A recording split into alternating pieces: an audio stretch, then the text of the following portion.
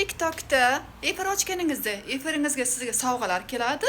Shu sovg'alarni siz qanday qilib yechib olasiz? Pul bo'lib tushadi sizga. Shu pullarni yechib olishni o'rganamiz. Ketdik.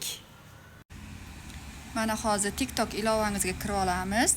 Tepada 3 ta chiziqcha bor. Shunga kirib olamiz. Mana balans degan joyi bor. Balansni bosamiz. Efirdan tushgan pullar mana shu yerdan ko'rinadi, qancha bo'lganligi. Mana balans degan joyga kirib oldik.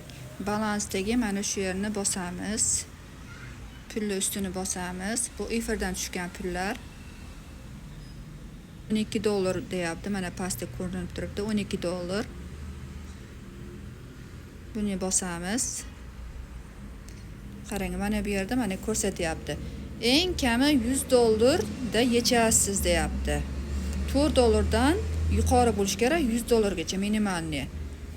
Mana 100 dollar bo'lguncha yechaverasiz. 4 dollardan yuqori bo'lsa bo'ldi. Mana Wins'ni bosamiz.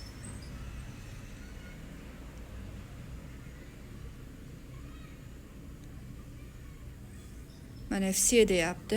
FC. Mana pastda qizil chiqadi FC'ni bosganingizda. Mana ko'rdingizmi? Podvedit qilamiz. Ketdi.